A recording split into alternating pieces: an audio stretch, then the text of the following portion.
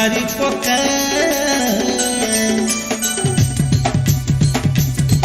बड़ा मुश्किल है गोलानो तो बिना जीवटा रे तो ते नहीं पाएले तो है बाबी सिलबटा बड़ा मुश्किल है गोलानो तो बिना जीवटा रे तो ते नहीं पाएले तो है बाबी